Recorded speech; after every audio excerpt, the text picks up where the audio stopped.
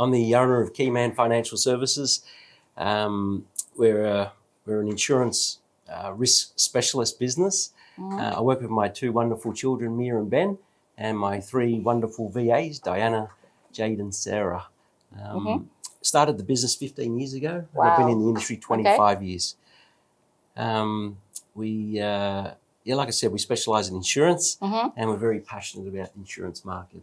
It was a combination of, I guess, in any business, people can make or break you. And I've had staff in the past that felt like they were out to break me more than help me. And it's very common in Australia where there's a lot of entitlement, especially in the younger generation, which is very unfortunate. So we got to the point in the business where I tried to build the business using Australian staff. Right.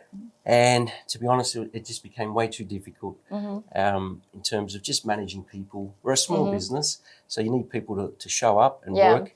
And unfortunately, sometimes it's difficult to do that in Australia. My biggest fear, I suppose, were around cybersecurity and about just loss of control. Okay. When you're a small business owner, you're very hands-on. Right. And businesses evolve over time, but usually the business owner is at the center. So they need to feel like they're in control of every single thing that goes on in the business. Yeah. And the easiest way to do that is to have someone sitting right next to you. Yeah.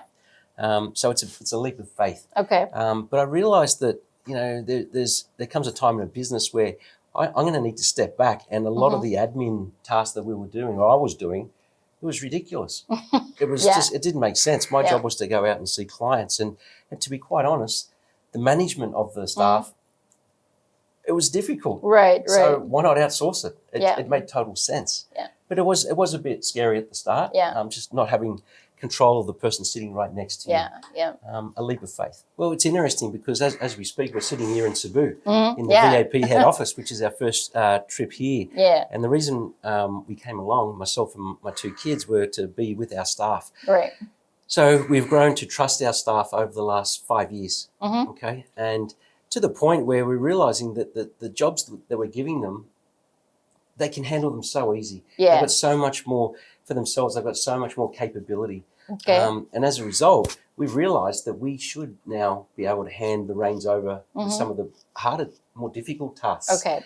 And we want to get it to the point where they understand the entire process, not just part of the process. Okay. They can do that part very well, but we want them to do everything very well. So that's why we're here. It's a deeper training. I guess the first thing would be, to trust them. They're probably much more capable than you believe. Right. Okay, and I know it's a test where you start them off at doing kind of simple roles to take a little bit of pressure off, but it's better for them to push them as well, to make their job more interesting. And it's incredible, their capability, when you trust them. I know it takes a bit of time to learn, to get them on board and to trust. Yeah. But I would say probably the most important thing is to treat the VAs like they're literally part of your business. They in our case, they truly are. We believe that they're almost like full-time staff members for us, and in our particular business, they're almost like family. Yeah. It's quite incredible, the bond that we formed, and that's just through constant communication and trust. I guess if you're a new client to VA Platinum, I'd previously used another firm to outsource. And to be quite honest, that was a pretty traumatic experience in itself. Okay. The staff, we were new to virtual assistants, and that trust wasn't there, and it was very difficult to communicate with them. It was and they kept changing the staff member and things like that. There was no continuity. Right.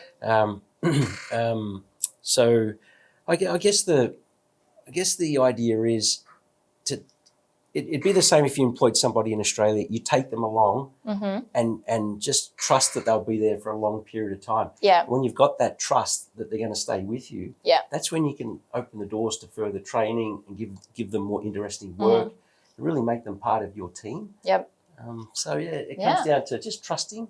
Trust goes a long way in this business. And it's a two-way street. Right. If you've got to be respectful and care for them as much as you want them to care for your business. Okay. and it will be reflected if you care for them.